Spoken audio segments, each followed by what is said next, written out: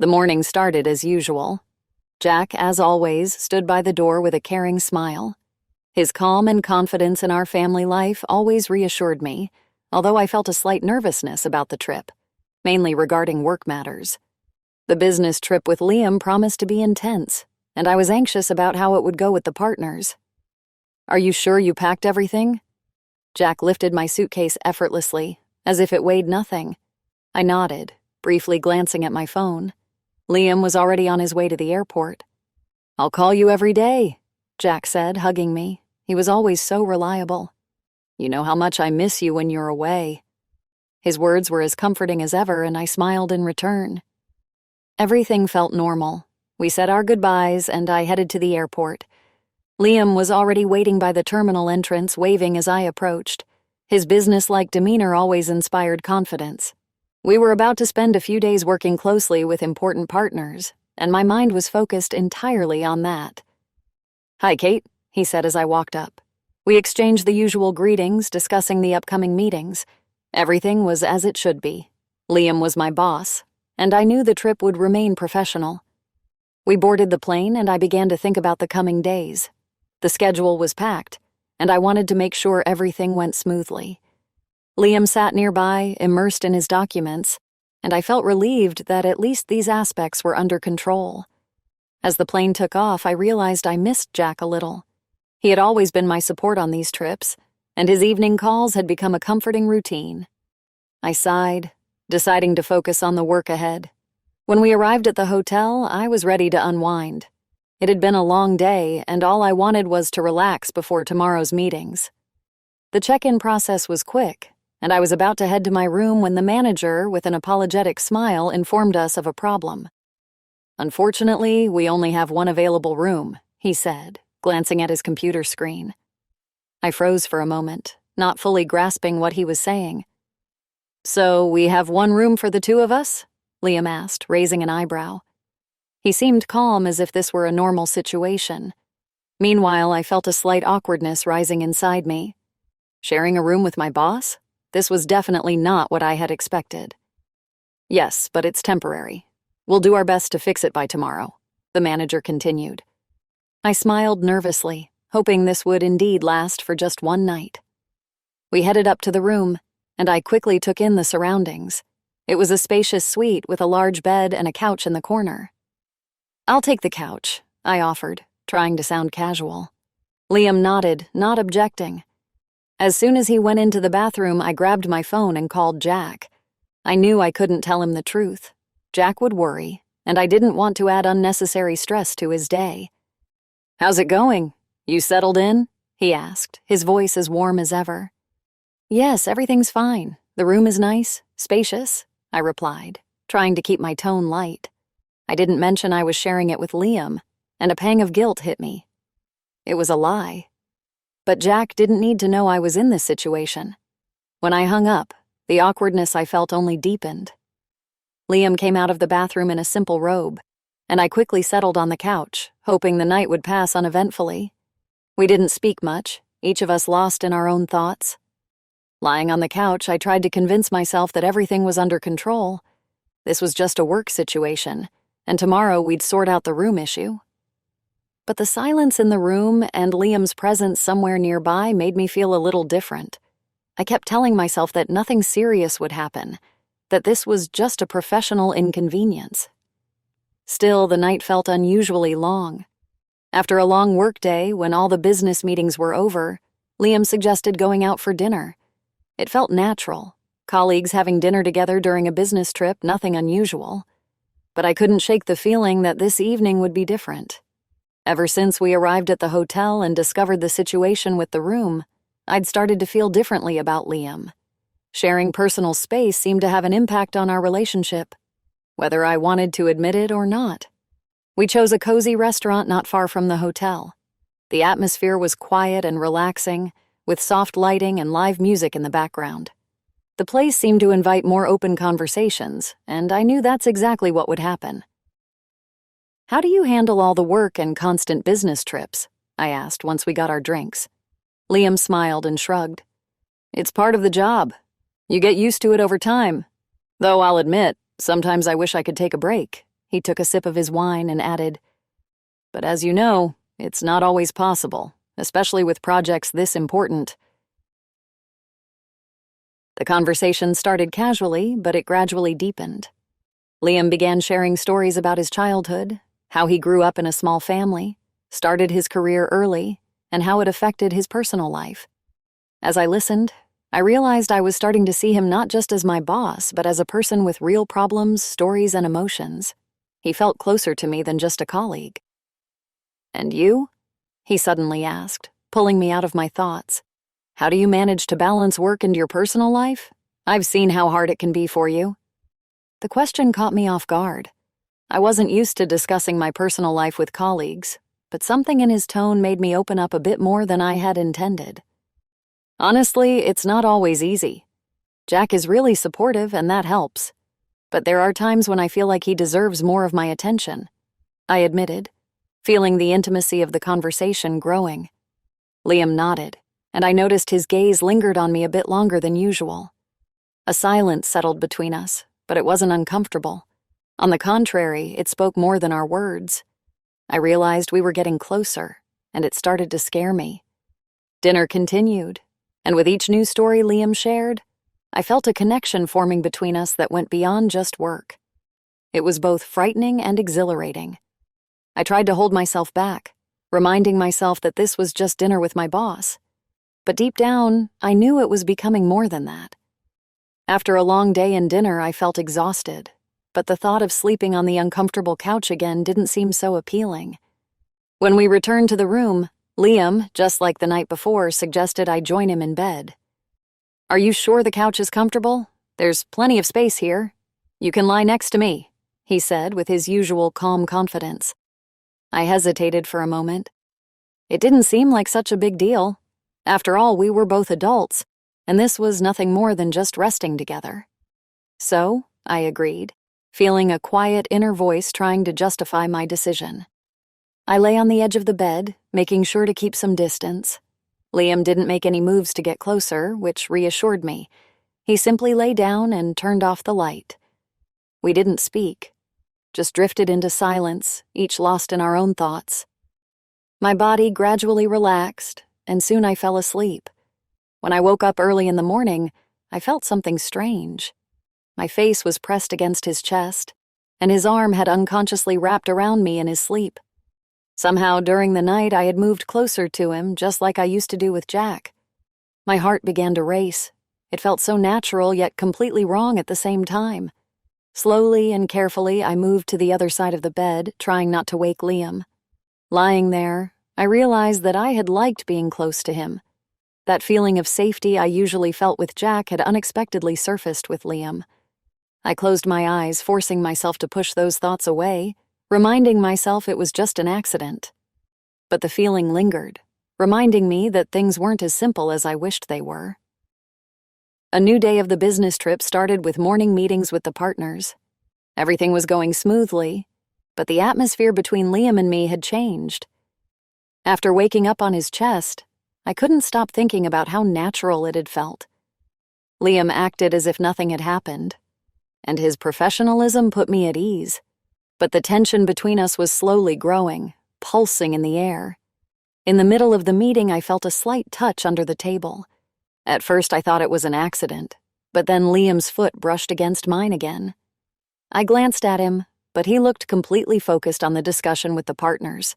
His face gave nothing away, but I knew it wasn't a coincidence. He had started this game, and feeling a surge of adrenaline, I decided to play along. Gently moving my foot in response, I felt a thrill wash over me. We exchanged these hidden touches, and it made the game even more exciting. My heart raced, though I kept my composure on the outside. After the meeting, as we left the conference room, Liam glanced at me, and there was something in his eyes I couldn't ignore. It was a challenge, a promise that the game would continue. I responded with a look of my own, full of emotions I was trying to keep hidden. That evening, we went out for dinner again. Our conversations were becoming more personal. Liam shared stories from his childhood, talked about his dreams, and I listened, feeling something deeper growing between us. We were no longer just colleagues. Our dialogue now carried undertones of intimacy that had once been off-limits. Each dinner with him felt like a small ritual I started to look forward to. Every time he spoke about his life, I felt his words touching me more deeply than I expected. With every conversation, I felt myself getting closer to him. I began to catch myself wanting more. Every look he gave me, every smile only fueled my desire. I imagined him stepping closer, imagined our lips meeting. These thoughts had become so vivid that it felt like I was about to make the first move, but I couldn't. Not yet. My conscience still held me back, reminding me of Jack, of our marriage, of how wrong this was, but every moment spent with Liam made it harder and harder to ignore the contradiction. We continued our conversations, continued this quiet, hidden game of emotions and hints, and though nothing physical had happened yet, I knew it was only a matter of time.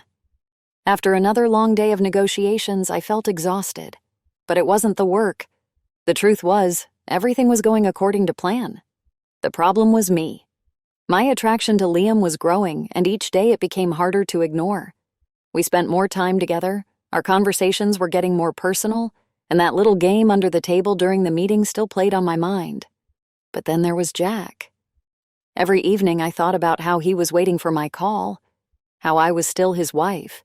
He trusted me, believed in me, and that trust weighed heavily. I couldn't shake the guilt for allowing myself to think about Liam more than I should. I looked at my phone. It was time to call him.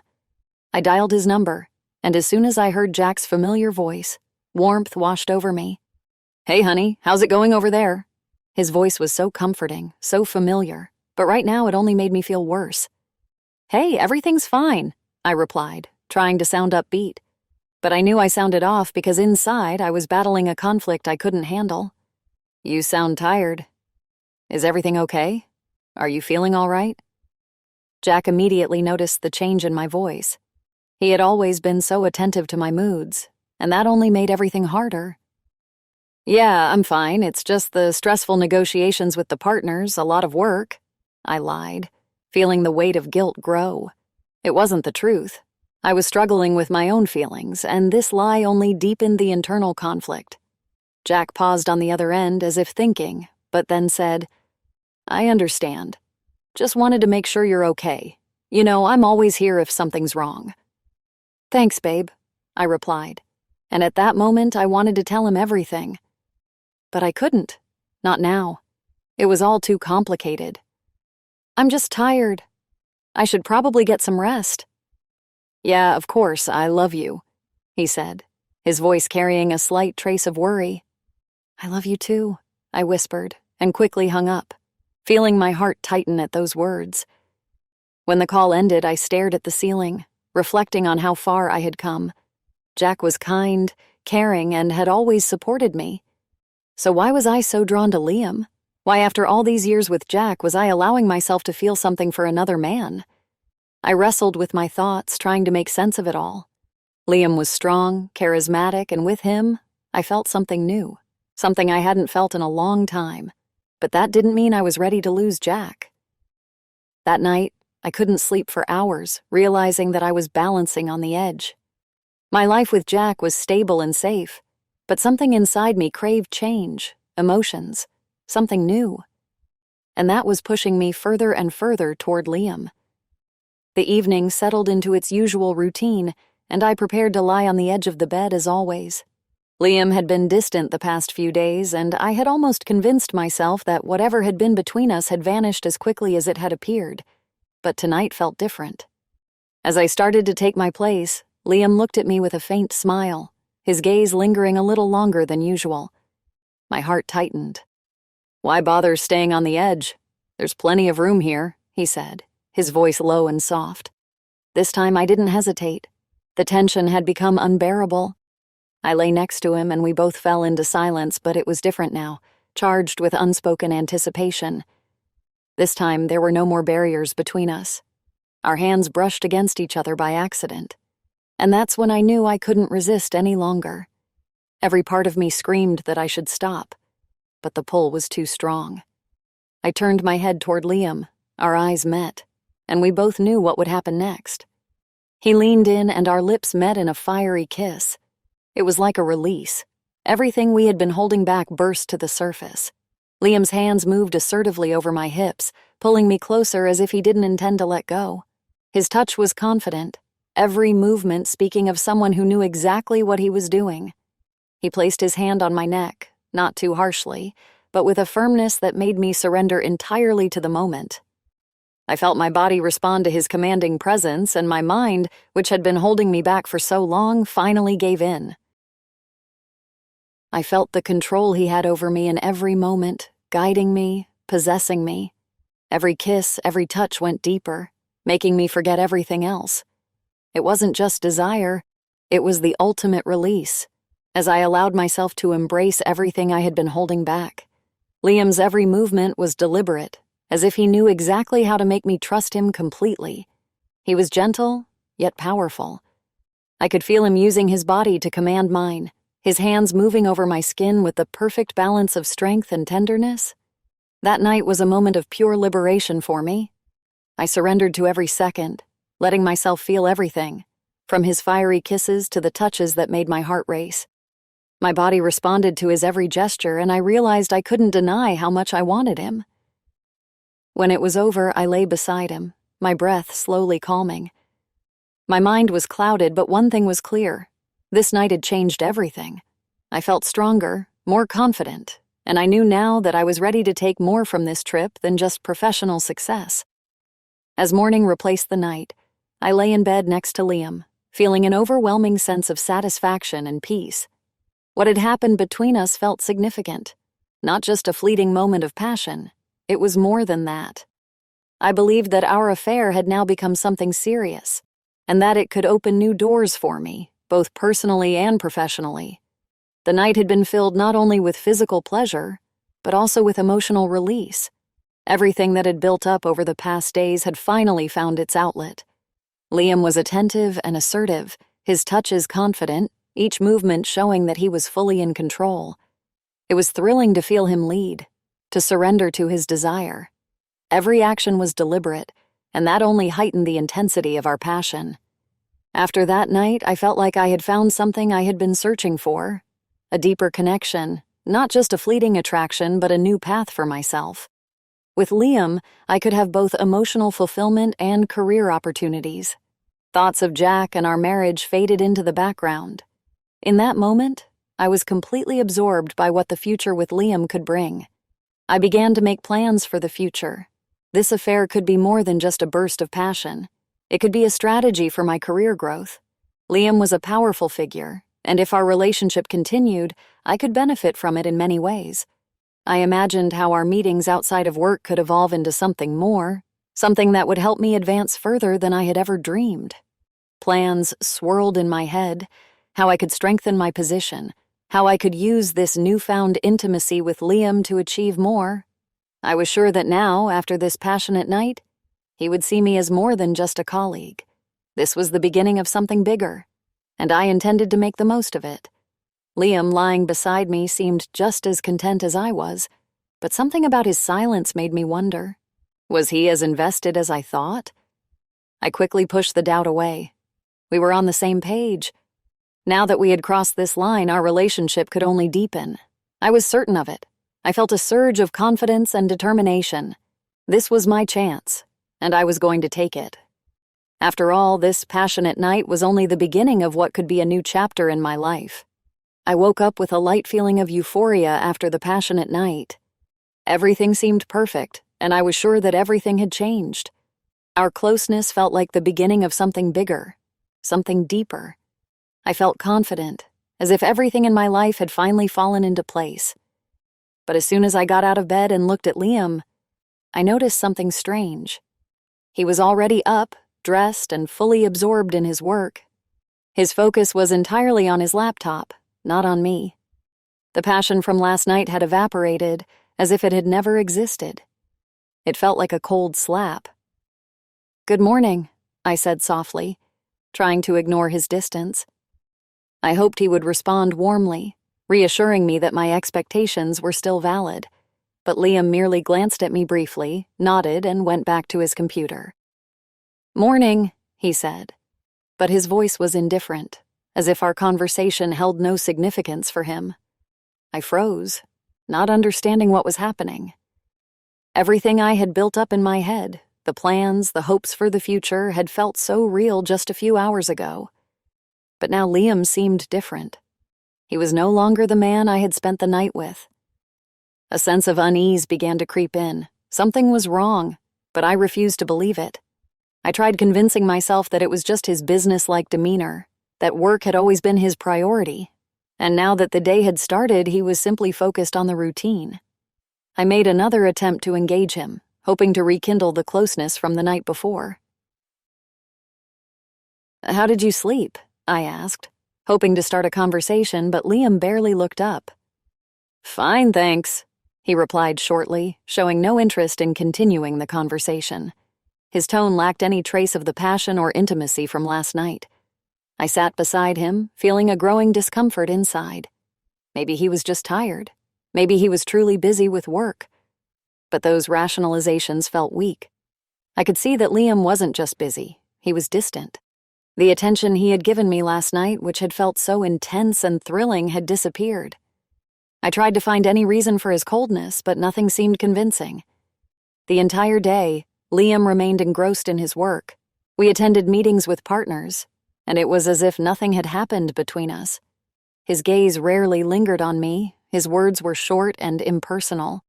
I tried to maintain our usual conversations, but his indifference left me confused. Doubts began to creep in. Was everything really as I had imagined? Last night I had been so sure that our relationship had deepened, that it could become the beginning of something more.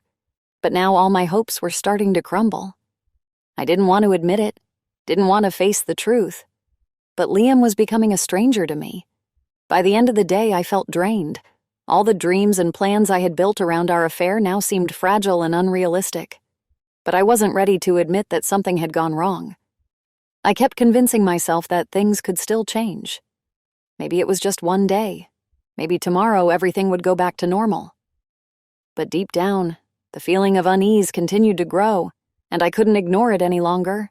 When I finally gathered the courage to approach him, Liam barely looked up from his documents.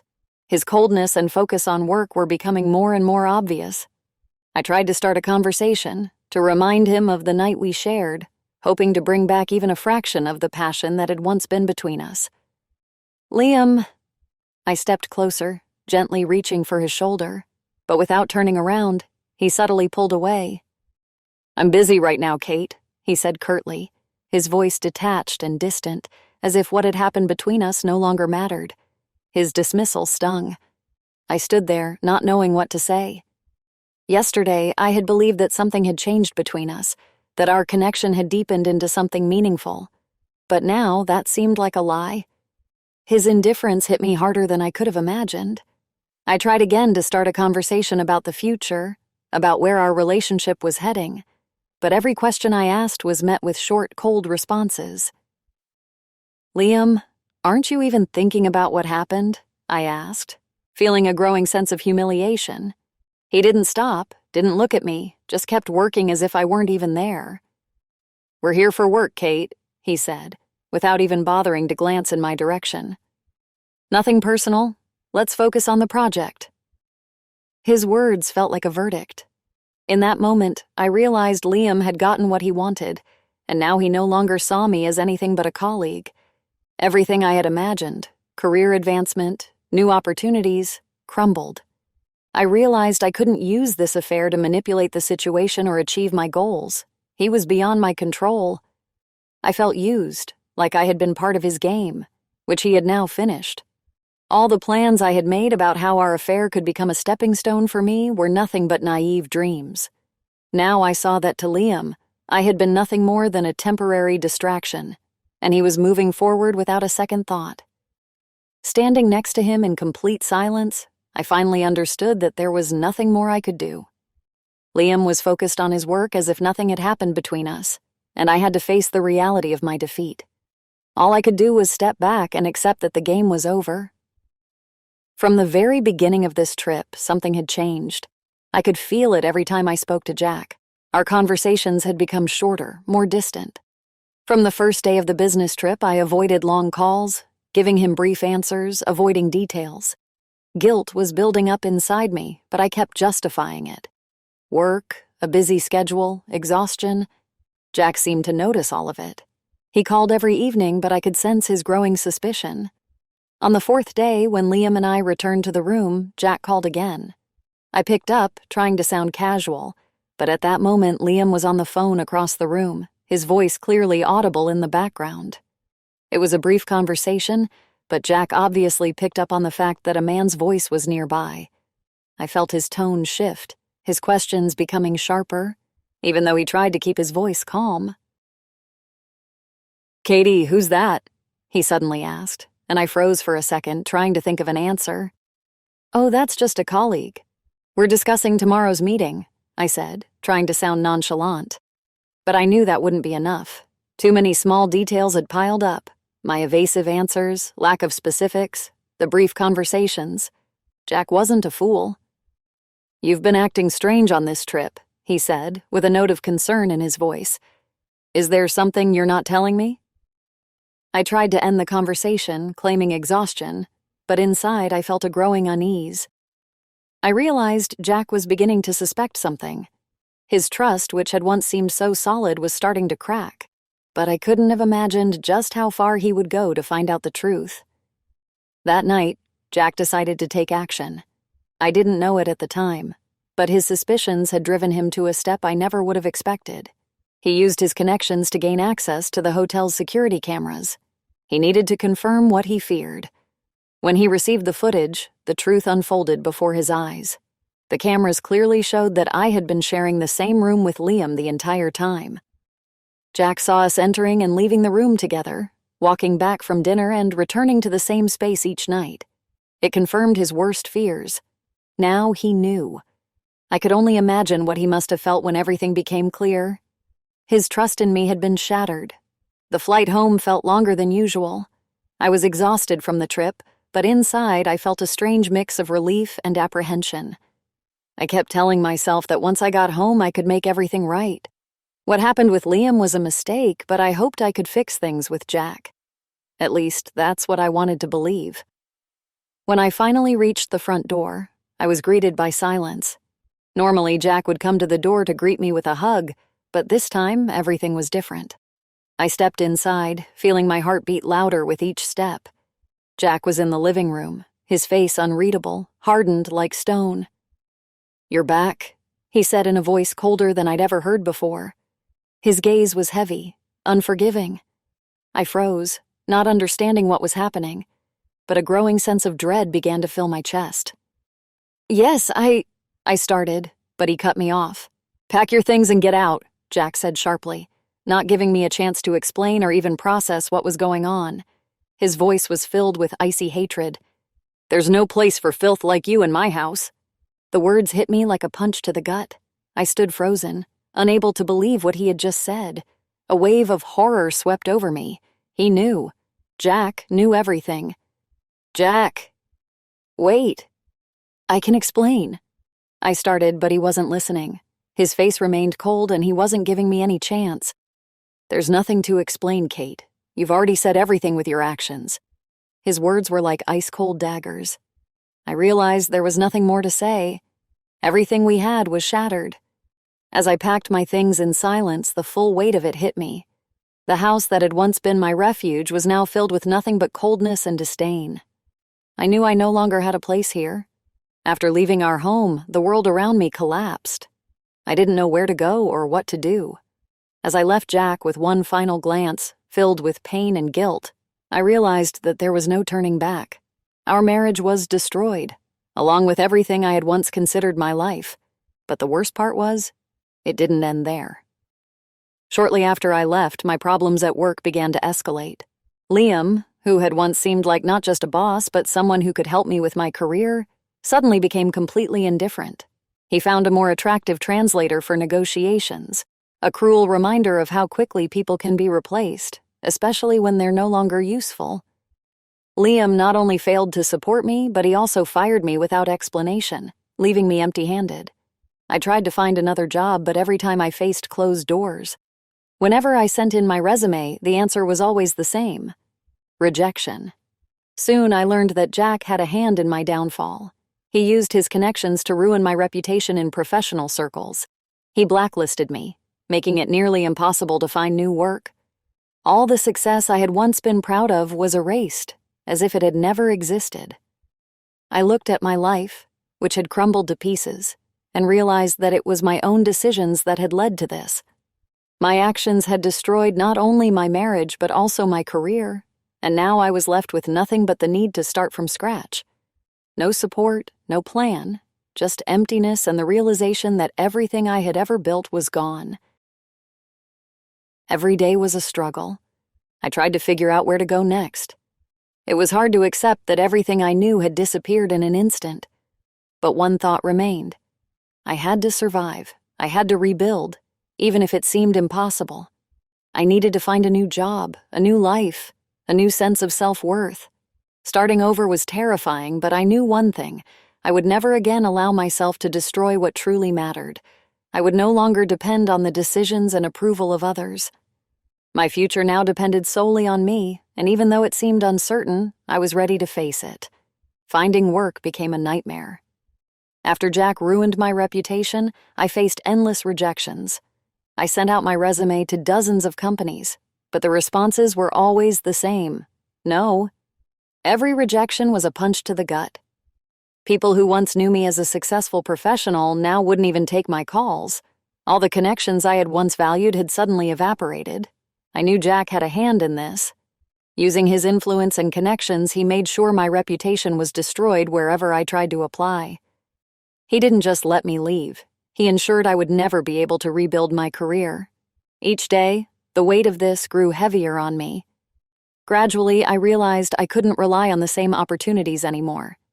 If I wanted to survive and move forward, I needed to start from scratch.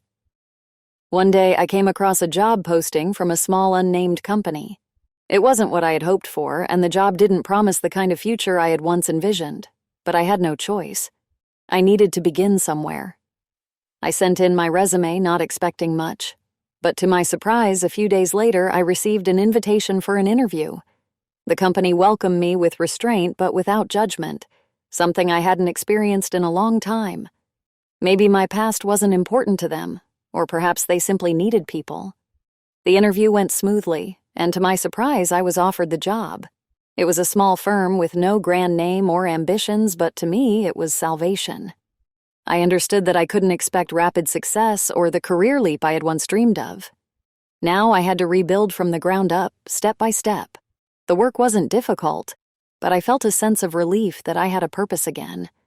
The road ahead was long, and each day was a struggle with my past, with myself, with the memory of who I used to be. But I knew I couldn't afford the luxury of making the same mistakes again. In this company, no one knew me, my story, or my pain. It gave me the chance to become someone new. Day by day, I slowly rebuilt my confidence and determination. It may have been a small, unnamed company, but to me, it was the start of my path to a new life.